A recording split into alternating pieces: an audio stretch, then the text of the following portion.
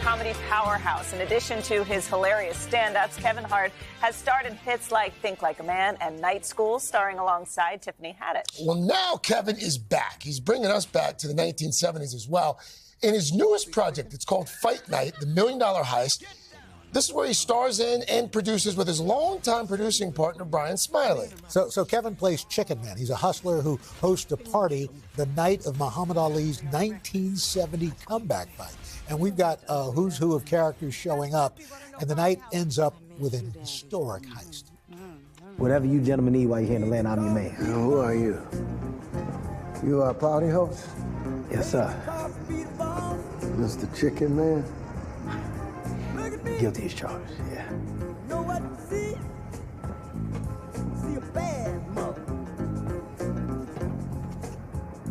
I have expected his to cluck. Kevin Hart, Bryan Smiley, good morning. Good morning to you, man. Man, this is an all-star cast. I mean, you got Samuel L. Jackson, Taraji P. Henson, Don Cheadle. The list goes on and on.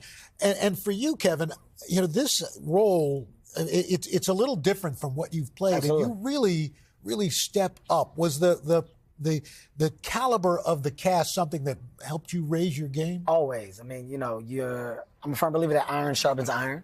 So you put yourself around better iron, you'll just continue to get better. And, you know, in this case, I think the biggest change was not only the period piece, but really attaching myself to a true story.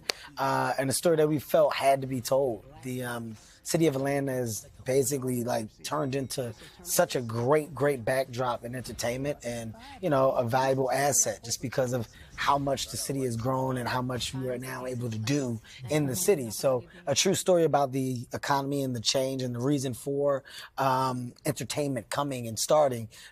People need to know the truth about it. And Chicken Man's, his energy and effort to that city was something that was not only intriguing for me as an artist, but something that I felt the rest of the cast loved as well. And, you know, as a band, we got together and we said, how do we best tell this story and how do we best showcase it to where people can gravitate towards it? Yeah. I think we did a good job of it. I'd say so. You certainly did.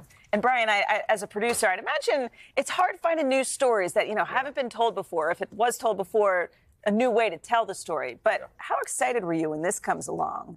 I mean, we were really excited. As you can imagine, we get submitted so many different stories, and this was inspired by some phenomenal events. It was really Atlanta's coming out story.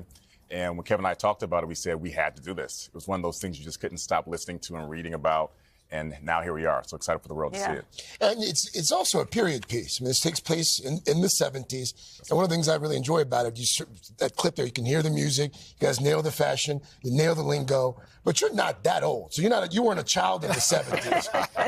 How did you go about nailing the lingo? How did you go about learning all that for Chicken Man's part? I'm going to tell you one thing that's so great about it, right? Like having Samuel L. Jackson be a part of the cast was such a bonus because Sam was there. Sam was for the actual event. Sam remembered. Oh, I didn't know that. That happened here. This street right here, me and my wife got married here. I remember the night when the party was going down. We couldn't afford to go, so we were around the event. Samuel L. Jackson, when he came onto the project as we were like going through the story, he elevated a lot of things with more truth, more antidote and ammunition that we didn't have. So the language, we made sure that on set we had dialect coaches that could be there just to help us with the twang when and where we needed it to. But you're messing with professionals. So between Taraji, Terrence, Sam, Don, myself, Lori, Chloe, the list goes on and on. People showed up on a day-to-day basis, not only prepared, but ready to add and do more.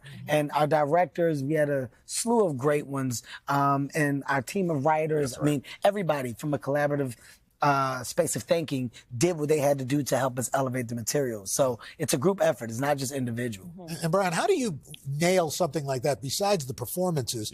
But you've got costumes, you've got cars, you've got all this other peripheral stuff that makes this, you're like, I'm looking at this time capsule. Well, I think that's the great part about the show. We brought, I think, the best-in-class crew, so from like the wardrobe designers to the costume designers, and we really had people that understood the mission, and they brought 70s back to life. It's like we're being transported back to 1970, and the show feels very authentic because of that. And I'll tell you what we do really well at Heartbeat. We understand the importance of collaboration, and you don't just have to be one, right? Yeah. One entity, one studio. Great. So our partners from Peacock, from Will Packer and his production company, you know, sitting at a table and having everybody grasp the understanding of how do we make something great, and then we all know and feel confident about our roles that we played in it.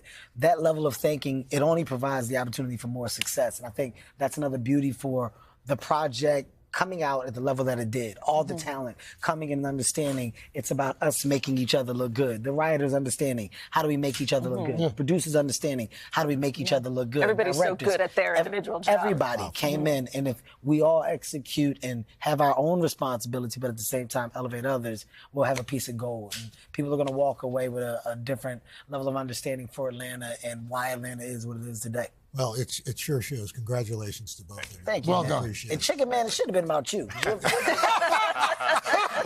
I was there, not in Atlanta, but I was around there. Exactly, yes. I like that. Call me Chicken. Kevin Bryan, thank you so much. Fight Night, the $1 Million Heist, premiering tomorrow, September 5th, right here on Peacock. Hey, thanks for watching. Don't miss the Today Show every weekday at 11 a.m. Eastern, 8 Pacific on our streaming channel, Today All Day. To watch, head to today.com/allday or click the link right here.